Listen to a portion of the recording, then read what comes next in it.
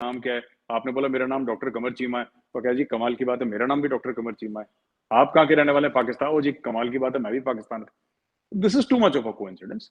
बहरहाल court of inquiry के बारे में I will not be able to say much because my knowledge is as much as yours Cheema साहब। जो आपने पढ़ा वही मैंने पढ़ा, मुझे इसके बारे में ज्यादा जानकारी नहीं है। और लेकिन हाँ, ये भी आपने बोला कि नाम नहीं बताए, तो वो तो मैंने भी नोट करा था कि नाम नहीं बताए हैं। बट या अभी तक तो बात यहीं तक है। बिल्कुल ठीक है। तो मेरे साथ पाकिस्तान तो कह रहा है कि ये तो दिस इज़ नॉट सफिशिएंट, कि आपने हमें बताया नहीं है, आपने डिटेल्स प्रॉपर्ली शेयर नहीं की, और जी। पाकिस्तान ने इसको रिजेक्ट किया है। तो आप क्या समझते हैं, ये जो इंक्वायरी की गई है, was this for Pakistan, was this for, क्योंकि पाकिस्तान ने कहा था कि this is India's job to tell, was this for India's own credibility, was this for international audience, और was this an eye wash? Cheema साहब, फौज में ट्रेनिंग के दौरान अगर एक खोखा भी खो जाता है ना, एक एक कारतूस का खोखा फायरिंग रेंज पे ट्रेनिंग एमुनेशन का खो जाता है, तो उसकी भी कोर्ट ऑफ इंक्वायरी होती है। तो गाड़ी का छोटा सा एक्सीडेंट हो जाता है, उसकी भी ऐसी तो मैं 10 कर चुका हूँ फौज में कोर्ट ऑफ इंक्वायरी। तो कोर्ट ऑफ इंक्वायरी तो हर चीज की होती है टू फाइंड आउट कि हुआ क्या, to get to the bottom of the facts कि हुआ क्या। लोगों के स्टेटमेंट लेते हैं, एक प्रिसाइडिंग ऑफिसर होता है, और भी लोग होते हैं। सो एक प्रॉपर प्रोसेस है, and it is the same Pakistan army, Indian army, same, और air force for that matter. It is the same format and the court of inquiry is carried out. That is number one. Number two, मुझे नहीं लगता कि पाकिस्तान के कहने पे उन्होंने court of inquiry करी, क्योंकि पाकिस्तान पे तो मिसाइल मारी थी उन्होंने। तो ऐसा थोड़ा ना हो सकता है कि आप पहले किसी पे मिसाइल मार दें, फिर आप बोलेंगे हाँ जी आपने बोला कोर्ट ऑफ इंक्वायरी कर दो, तुमने कर दी। मुझे लगता है कि कोर्ट ऑफ इंक्वायरी होती है इसलिए, बिकॉज कोर्ट ऑफ इंक्वायरी होती है हर चीज में फौज में। द फौज is very fond of court of inquiries. For every small thing there is a court of inquiry. तो बहुत बड़ी चीज थी तो वो नहीं थी। अब पता नहीं ग्लोबल क्रेडिबिलिटी के लिए करी थी कि नहीं करी थी, बिकॉज ब्रह्मोस के जो ऑर्डर्स हैं, जो कंट्रीज ने ऑर्डर्स दिए, उस पर कोई फर्क नहीं पड़ा। People are still keen and they are taking the deal forward. So India has been diplomatically able to convince them that ऐसा कुछ था नहीं, फॉल्ट शॉल्ट था नहीं, और वो लोग सिस्टम्स देख चुके हैं, they know the systems and all that. So ऐसा है नहीं।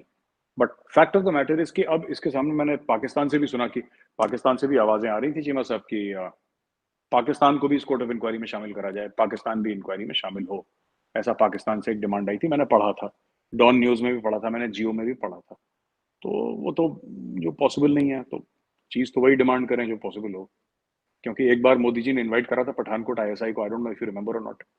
The ISI was invited in Pathankot with a good clean heart कि आप कोई अपने फॉरवर्ड एयरबेस पे किसी दूसरे मुल्क को जिसके साथ आपकी 4 जंगें हो रखी हो, कोई उनकी फॉरेन इंटेलिजेंस एजेंसी को इनवाइट नहीं करता। मतलब ये बहुत ज्यादा हो गया। लेकिन मोदी जी ने कराई सेट कि आप आओ देखो, हम जो आपसे कह रहे हैं हम गलत नहीं कह रहे। आपके यहाँ से बंदे आए थे, आपके यहाँ से बंदों ने अटैक करा था, पाकिस्तानी सिटीजंस थे, they have launched an attack, this is the proof. And he invited them inside Pathankot and they were taken inside Pathankot and they saw inside Pathankot. उसके बाद हुआ कुछ नहीं। बोला कि नहीं नहीं साहब, ये इंडियन लिटरेचर है, ये तो बकवास है, झूठ बोल रहे हैं इंडियंस, तो कुछ नहीं हुआ ये सब। तो अब हो गया है कि ठीक है, बस जो आप भी अपने शोज में कई बार बात करते हैं ना कि India has taken to totally ignoring Pakistani leadership and Pakistan की जी बात ही नहीं करनी। इसके पीछे भी वजूहत कई हैं चीमा साहब। ये ना एक दिन में नहीं हो गया ऐसे कि इंडिया का मूड फिर गया। और India, we don't take emotional decisions Bharat में। आपको इमोशनल डिसीजंस नहीं दिखेंगे कि किसी ने हमारा नुकसान कर दिया तो हमने बोला नहीं कल से हम तो, we don't take, we are not, privately we might be emotional but professionally we are not emotional people, we are very that way. मतलब 2+2=4 करके चलने वाले हम लोग हैं। और over a period of time, Kargil के बाद, ये सब चीजों के बाद जो हुआ है, उसके बाद एक सर्टन माइंडसेट डेवलप हुआ है। वो 2+2=4 वैसे हो गया कि मोदी जी अभी हेल्प पे है, and he is of a certain mindset. ये आइडियोलॉजिकल लोग हैं, जैसे मैं आपकी शो में पहले ही बता चुका हूँ, ये आइडियोलॉजिकल लोग हैं, ये संघ के लोग हैं सब ये। So they are of a certain mindset. इन्होंने पहले हाथ मिलाया। अ, मोदी जी की तरफ से ये था कि हमारे जो बड़े थे वाजपेयी जी, वो भी मीनार पाकिस्तान गए थे। और मैं फ्रॉम मोदी जी पर्सपेक्टिव बता रहा हूँ कि वो तो बड़े थे ना, इनके बुजुर्ग थे इनके। तो हमारे बड़े गए थे वहां पे, और जो पाकिस्तानियों की शिकायत थी कि तस्लीम नहीं करा, तो उन्होंने तस्लीम भी करा मीनार पाकिस्तान में जाके। और सब कुछ हुआ वहां पे। उसके बाद कारगिल हो गया।